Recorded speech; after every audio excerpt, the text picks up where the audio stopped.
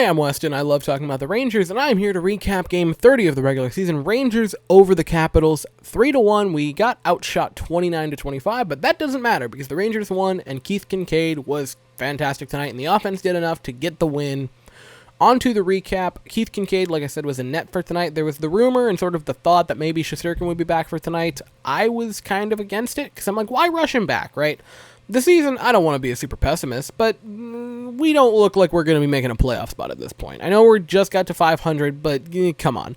I don't think we're going to be making a playoff spot this year. And even if we do, what's the best case? We get wiped out in the first round as like the last seed in the conference? I wouldn't want to rush him back. I'm perfectly fine with Shesterkin just taking a sweet time, getting healthy again, and then coming back when he is darn well ready. I don't really see a need to rush him back. It's not like we're, neck and neck with a playoff race, only like a point or so out. Even after tonight's win, I think we're still like 6 or 7 points away from a playoff spot. So, like I said, Kinkaid got the start. He was fantastic. A lot of just great saves. He looked really sharp tonight. On to the first period. 18:03, Alexis Lafreniere takes a hooking call. Caps get the first power play. We kill it off, no problem. Our power play is basically the best part of our game this season, and it isn't particularly close, especially with Igor Shesterkin out right now. It isn't close. It's our penalty kill. 14:44, Tom Wilson gets a slashing call. I believe it was on Buchnevich, and he broke his stick, so the Rangers get a power play. We didn't score on the power play. I thought we held it in pretty well. I believe like about 1 minute and 50 seconds of the 2-minute power play was in their zone, which was very impressive. Just a shame we only got maybe 1 or 2 shots off on it, because we kept trying to get Panarin a one-timer, but the only problem was we couldn't give him the actual puck. We just kept throwing it near him and hoping he could wrangle it. And, when it's a pass about 5 feet away from your person, you're not going to be able to just corral it in easily.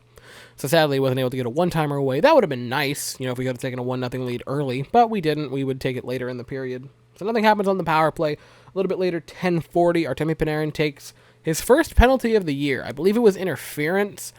First penalty of the year. And I know he missed 9 games with the personal issue, and I believe he missed another game just from a little bit of an injury.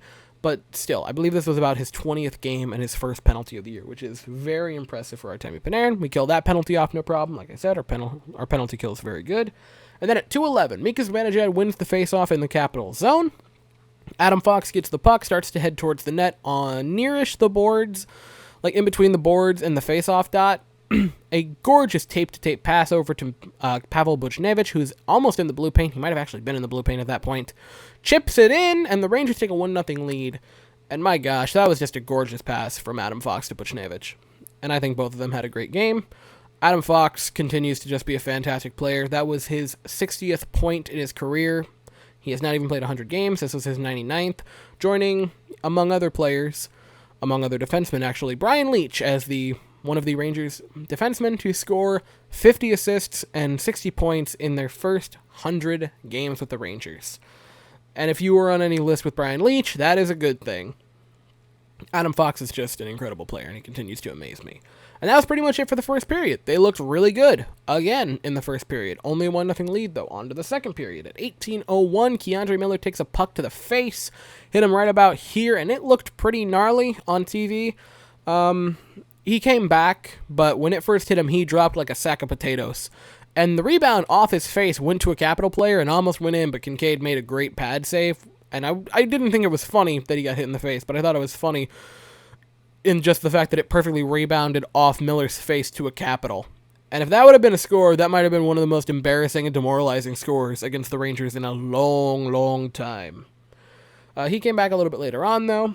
So at 16:42, Panarin had this gorgeous up-ice pass to Ryan Strome, and we didn't get anything out of it, but it was just a gorgeous pass by Panarin, who was almost on the boards, and it sucked, because that was such a pretty play, and I wanted to talk about it, but there wasn't a goal or anything, so I don't get to talk about it for very long. I just have to briefly mention it.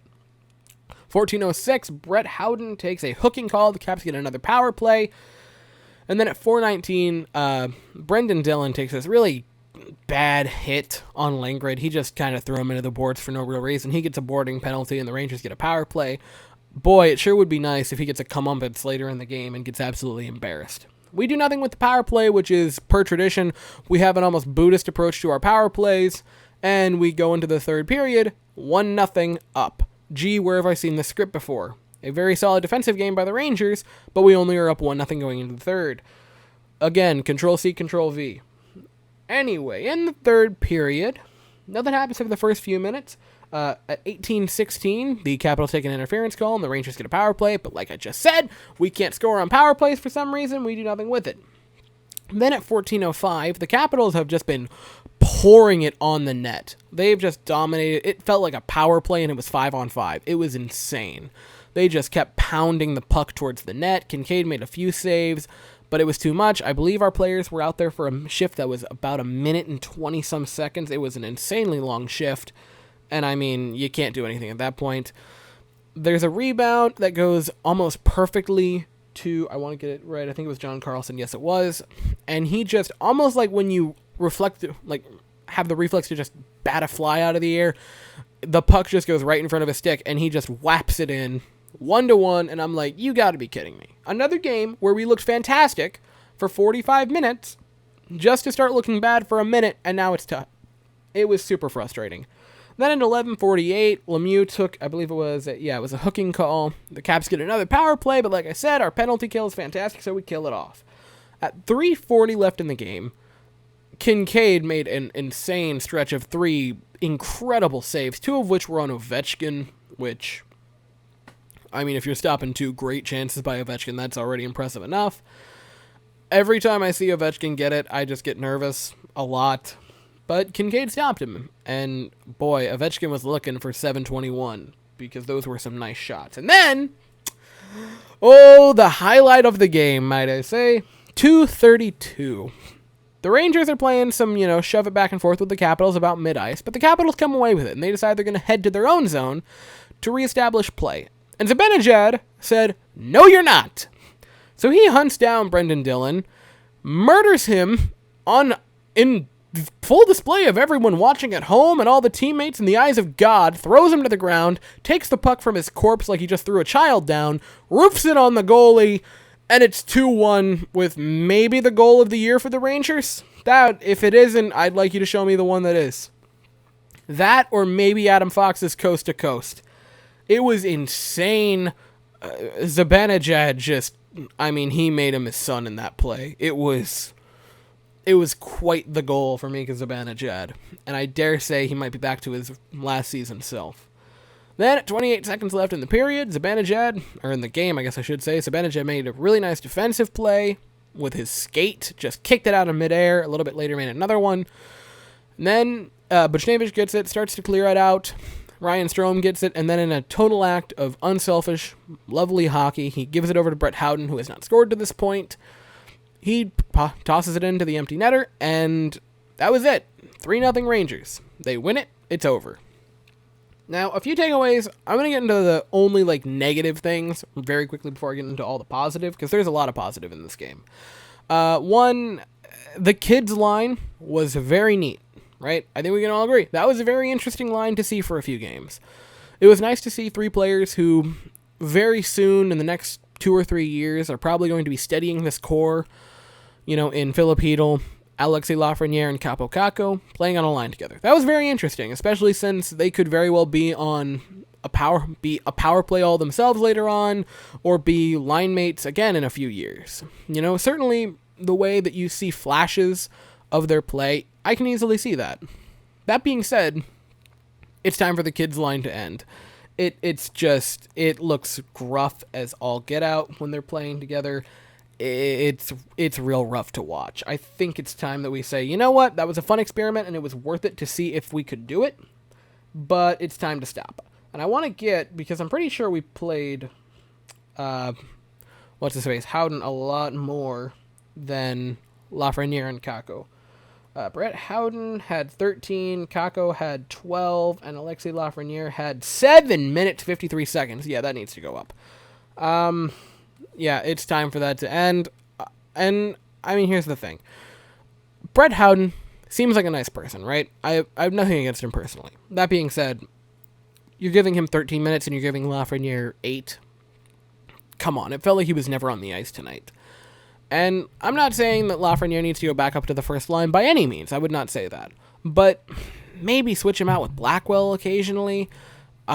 it felt like Howden was on every line at one point. Like, I saw him with Panarin a few times. I saw him with Zibanejad a few times. And it's like, Howden? Really? I do not like that moving around. Again, if you're going to look for a utility person, use a kid. Use Hedel. Use Kako. Use Lafreniere. Don't use Brett Howden. And that's not even... Again, seems like a nice person, but use a kid that you can tell is going to be a stud in this league. And those are really the only two complaints I had about the game. On to the positives. Keith Kincaid was fantastic, 28-29. He had a lot of just absolute highlight reel plays. I thought he was great. No complaints for him. I'm okay with him starting Monday, especially after this performance. Adam Fox is just... We can say it. He's an elite defenseman. He's incredible. He played 20 minutes even tonight. He's averaging about 25 minutes almost a game this season, and it's his second year in the NHL. Adam Fox is an elite defenseman, and it's time that everyone admits this. He has 15 assists this season for a team that has had a pretty hard time scoring. I mean, he's an incredible player, and God, am I excited to watch his career develop. And I know that people might say it's early, but there is a reason that he's already being compared to Brian Leetch.